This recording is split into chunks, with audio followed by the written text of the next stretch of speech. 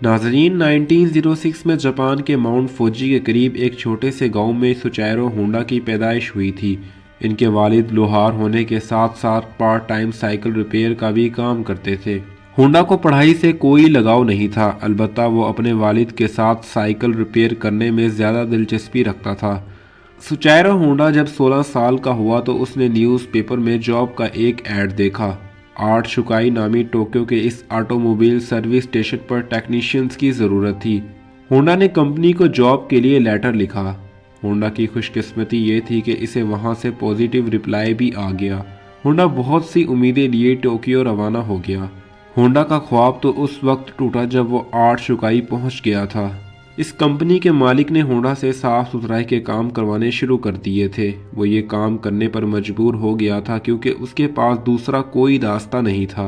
कुछ महीनों के बाद कंपनी के मालिक ने होंडा से वर्कशॉप के काम भी लेना शुरू कर दिए। इसको इन कामों में शुरू से ही बहुत इंटरेस्ट था। वो इन सब कामों को बहुत जल्दी सीख जाता था। चंद ही महीनों बाद वो हर किस्म की गाड़ी और इनके पार्ट्स के बारे में काफ़ी कुछ सीख चुका था। इस दौरान आर्ट शुकाई ने 2 स्पोर्ट्स कार भी बनाई, जिसमें पहली गाड़ी आर्ट डैमलर और दूसरी गाड़ी कर्टिस थी, जिन्होंने 1924 में जापानीज मोटर कार चैंपियनशिप में पहली पोजीशन भी हासिल की। होंडा इस रेस में ड्राइवर के साथ इंजीनियर के तौर पर बैठा था। अगले कई सालों तक वो आर्ट शुकाई में ही जॉब करता रहा और अपने एक्सपीरियंस को भी बढ़ाता रहा। 1928 में 22 साल की एज में इसके मालिक ने एक और ब्रांच खोलने का फैसला किया, जिसको चलाने के लिए होंडा को जिम्मेदारी देकर भेज दिया। होंडा ने इस ब्रांच को चलाने के लिए एक वर्कर से शुरू किया था और सिर्फ 2 ही सालों में 30 वर्कर्स तक पहुंचा दिया। अब वो बेहतरीन मैकेनिक और रेसर भी बन चुका था। इसने अपनी महारत दिखाते हुए एक स्पोर्ट्स कार डिज़ाइन की।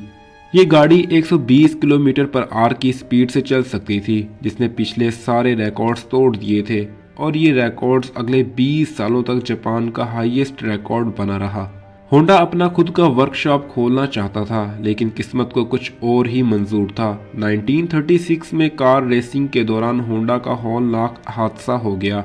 इस हादसे में इसकी जान तो बच गई, लेकिन लेफ्ट बाजू फ्रैक्चर हो गया था, शोल्डर डिसलोकेट हो गया था। अब वो ना मैकेनिक का काम कर सकता था और ना ही रेसिंग में हिस्सा ले सकता था।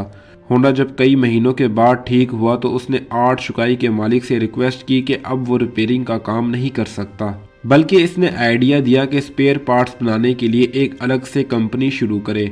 आर्ट शुकाई के स्टेक होल्डर्स ने होंडा का ये आइडिया फौरन रिजेक्ट कर दिया। इस पर होंडा ने डिसाइड किया कि पार्ट मैन्युफैक्चरिंग की कंपनी अकेले ही खोलेगा। 1930 में 30 साल की उम्र में इसने अपने दोस्त के साथ टुकाई साकी हैवी इंडस्ट्री खोली और अपने दोस्त को इसका प्रेसिडेंट बना दिया। कंपनी तो वो खोल चुके थे, लेकिन इसको चलाने के लिए इनके पास कोई इन्वेस्टमेंट नहीं थी। वो दिन भर आर्ट शुकाई के लिए काम करता और अपनी कंपनी के लिए इंजन पिस्टन बनाने की कोशिश करता था। एक के बाद एक नाकामी उसका रास्ता रोके बैठी थी। 1939 में 3 सालों की लगातार मेहनत करने के बाद पिस्टन बनाने में कामयाब हो ही गया। इसने आर्ट शुकाई की जॉब छोड़ दी और पिस्टन बनाने में लग गया। इसके बनाए हुए पिस्टन्स में अभी भी कई फॉल्ट्स मौजूद थे। इसने जब टोयोटा कंपनी को अपने पिस्टन्स की ऑफर की तो टोयोटा ने 50 में से 47 डिज़ाइन रिजेक्ट कर दिए। ये खबर होंडा पर बिजली बनकर गिरी, क्योंकि अब इसके पास वापसी का कोई रास्ता नहीं था। इसने मुख्तलिफ कंपनीज की रिक्वायरमेंट्स को समझने के लिए पूरे जापान के दौरे किए। अगले कई साल इसने मार्केट को समझने में लगा दिए और होंडा ने फिर से पिस्टन बनाए। इस बार ये पिस्टन पास हो चुके थे। इसको धड़ाधड़ ऑर्डर्स मिलने शुरू हो गए और होंडा एक बार फिर से ख्वाब पूरे होते हुए नजर आने लगे। ऑर्डर्स को पूरा करने के लिए इसकी कंपनी ने 2000 वर्कर्स को भी हायर कर लिया। होंडा की ये खुशी सिर्फ चंद दिनों की मेहमान थी। 1941 में जापान की वर्ल्ड वॉर 2 स्टार्ट हो गई। कंपनी के वर्कर्स को मिलिट्री ट्रेनिंग के लिए लगा दिया। 3 सालों के बाद 1944 में एयर रेड के दौरान एक मिसाइल होंडा की फैक्ट्री को आ लगा। 1945 में न्यूक्लियर अटैक की वजह से जापान की कमर टूट गई थी। जापान की इकॉनमी तबाह हो चुकी थी। जापान ने अपने आप को अमेरिका के आगे सरेंडर कर दिया था। जंग तो ख़त्म हो चुकी थी, लेकिन होंडा अपना सब कुछ खो चुका था।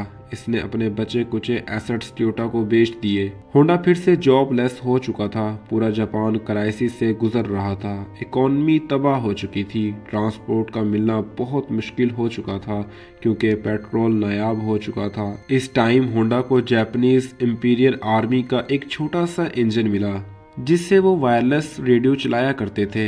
इसने सोचा क्यों ना इस इंजन को साइकिल में लगाकर अपनी ट्रांसपोर्ट के मसले को हल किया जाए।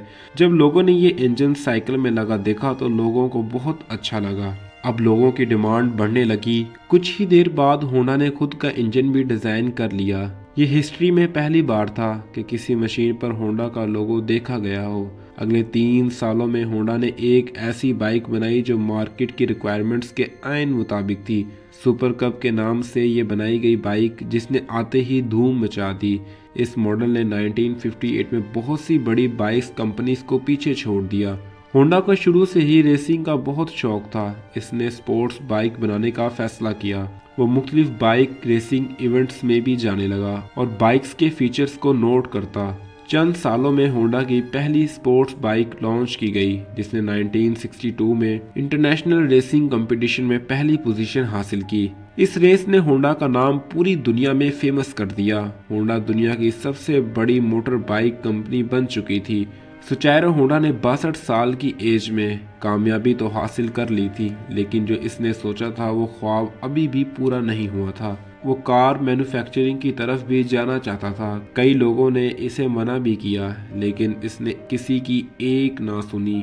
इस वक्त ऑलरेडी टोयोटा और निसान अपना बिजनेस जमाए बैठे थे। होंडा ने कई कार्स बनाई और नए डिजाइन भी बनाए, लेकिन वो सब रिजेक्ट होने के बाद फाइनली 1972 में होंडा सिविक लॉन्च की। ये वो गाड़ी थी जिसके आज भी मॉडल्स पूरी दुनिया में फेमस हैं। 1980s में होंडा जापान की तीसरी बड़ी कंपनी थी और सिर्फ 10 सालों में ही दुनिया की तीसरी बड़ी कंपनी बन गई।